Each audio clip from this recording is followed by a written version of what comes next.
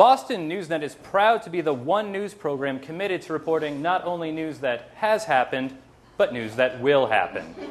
With your news forecast, please welcome Kevin Harrington. Hi, JR, and hello, viewers. Using the Doppler 5 radar, the Mayan calendar, and a farmer's almanac, we've made some pretty reliable predictions about what we can look forward to in the coming months. One front we've all been watching is localized right here in New York. There's a lot of pressure building in Manhattan, right over Lehman Brothers.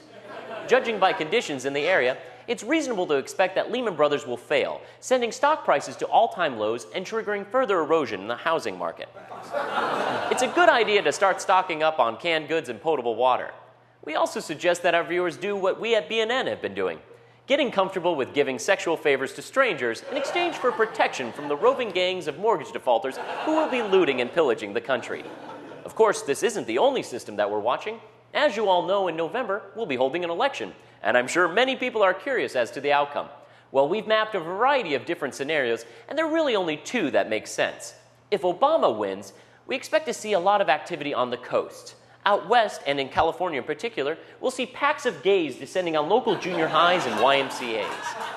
While on the East Coast, bands of socialists and angry blacks will be tearing the cities down while collecting checks from the government and forcing people to read. The Midwest will be fairly stable, as it will be amalgamated and renamed New Kenya.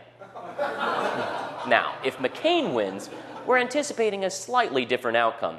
Expect to see a generalized trend of creationism and prayer in school coming out of the South, which will be followed by the removal of baseball as the national pastime in favor of helicopter wolf hunting.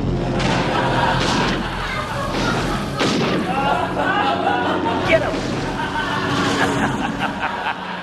This will be followed by a drop in the draft age to 11 and an increase in the voting age to 78. A note to our viewers in Massachusetts: those who choose to abstain from helicopter wolf hunting will be sent to Space Camp.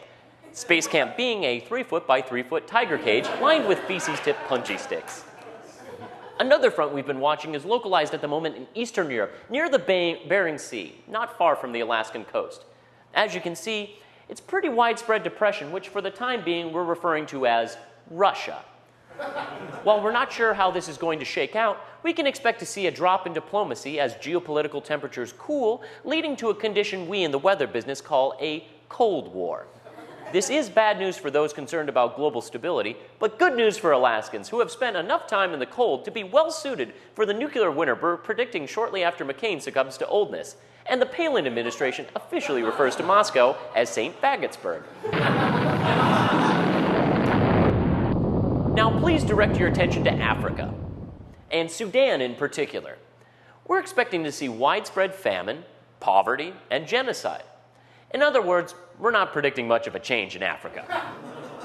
I know many are probably going to be a little worried about what the next few months have in store for us, but really, don't worry.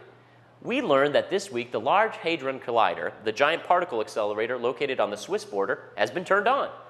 Not only will it help scientists learn about the birth of the universe, but it will also open a black hole that will pull the Earth into a swirling vortex of nothingness. In other words, for those of you worried about mortgage payments, you can breathe a little easier. And if that's not good news, what is? Back to you, JR. Thank you, Kevin Harrington.